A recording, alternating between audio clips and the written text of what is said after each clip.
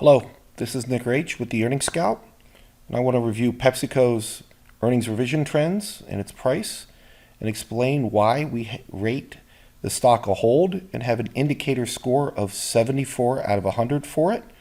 Let's take a look at what the earnings revision trends have been doing over the past year as a starting point for our analysis.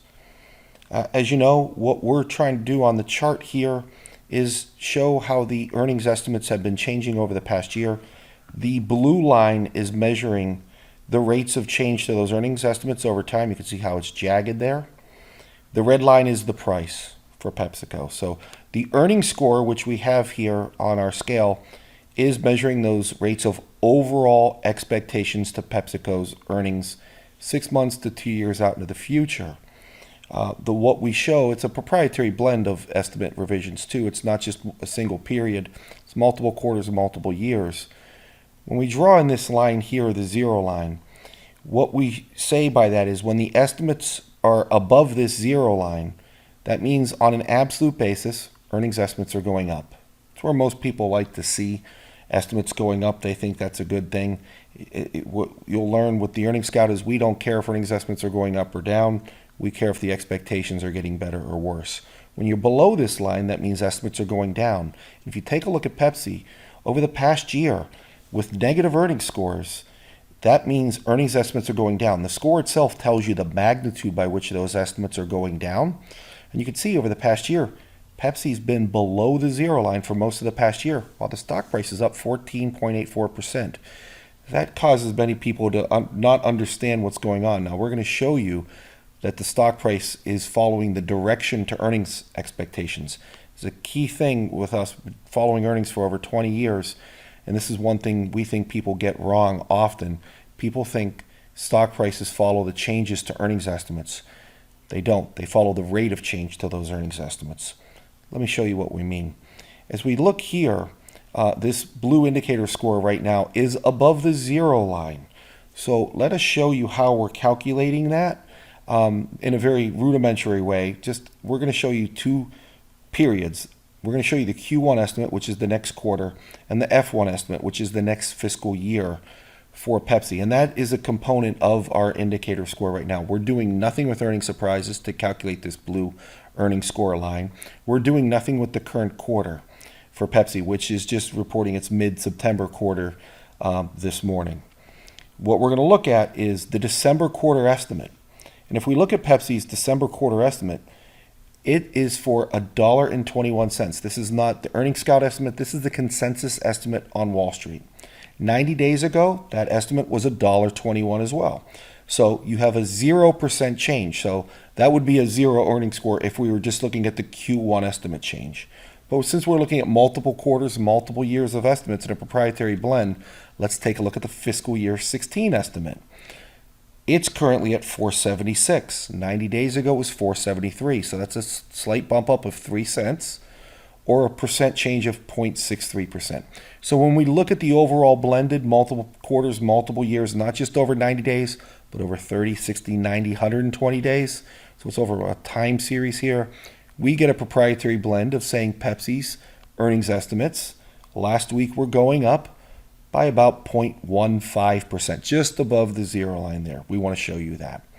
So if we look back in time to last year's third quarter, while estimates are going up slightly today, a year ago in time they were going down by minus 3.45%. This was after Pepsi reported its September quarter last year, right around end of September.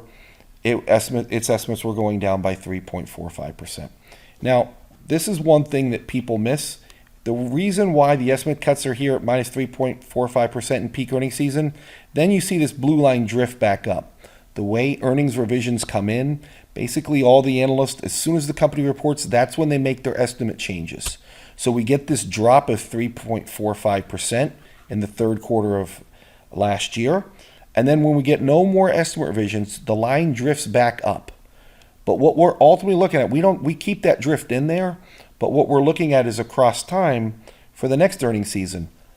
And what happened during fourth quarter earnings season, which was reported in February of 2016, the estimates after Pepsi reported earnings were cut by 4.23% at an increasing rate, a lower low, if you will. So we're looking at that, and what we're then doing is then looking at the next earnings season, which was first quarter earnings season in April of 2016. And now the estimates, notice, they're not getting cut by the same magnitude. They're only falling by 1.45%. And then when you look at the second quarter earnings season, the estimates are only cut by minus 1.12%. So ultimately what you're seeing here across this time, and this is going to be one of the most important things that we are going to show, and what we measure to derive an indicator score is this. We're going to draw in the slope of all of these earnings scores for this 1 year holding period. And what you're going to see is it's up and to the right. That's why we say the Earnings Scout trend is improving.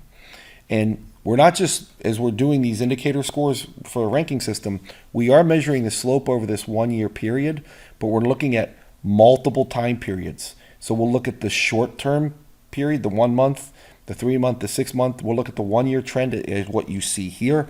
And we'll go out as far as the 2 year trend on Pepsi's earnings revision trend. The slope of that line, that's what's going to measure to us the acceleration or deceleration of the earnings estimate momentum. Now, what we're also doing in this ranking system is we're not just looking at Pepsi by itself. We're then ranking this earnings momentum of Pepsi relative to 4,500 other companies in our database to see if Pepsi's getting better or worse relative to others. And then we're ranking that, and that's a component of our indicator score. Now, our indicator score, you would say, hey, we got these improving earnings estimate trends over the past year. Why do we rate this only as a 74? Well, one reason is the stock price is up 14.84% over the past year. So a lot of this positive improvement in earnings trends is factored into the stock. So you got a good quality company with solid earnings momentum, stable earnings momentum, that prices it in accurately. That's why you see that 22 PE there. So many people will think that's expensive. And while it's priced in here, you can see the earnings estimate trends to the price are correlated to 0.359. We take that into consideration, that correlation. Now, if this was negative correlation, that means instead of the stock price being up 14.84% over the past year, say it was down minus 14.84%.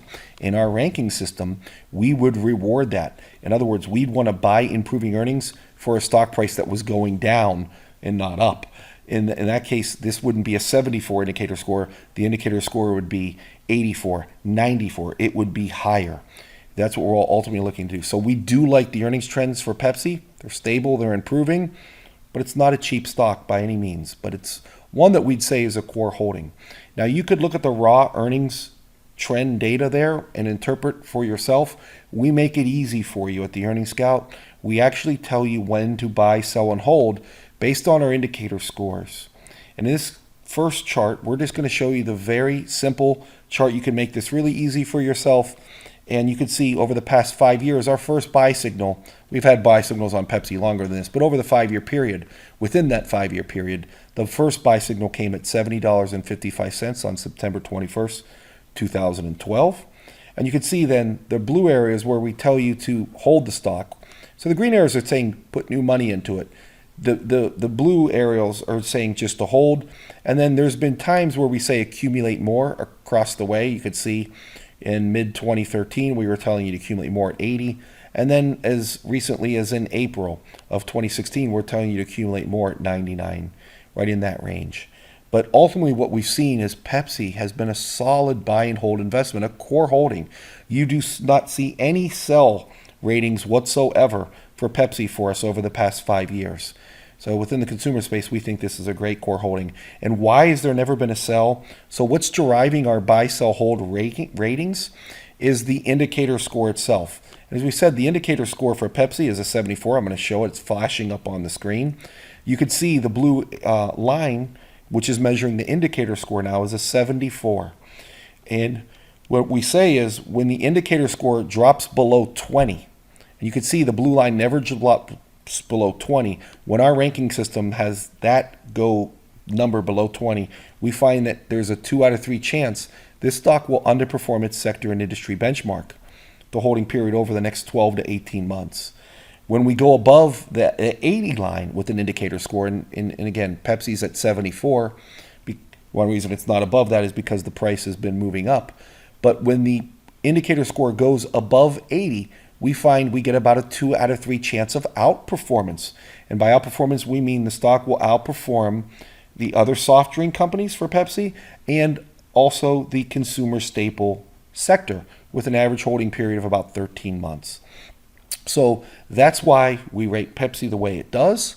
It's a 74. We think it's a good core holding.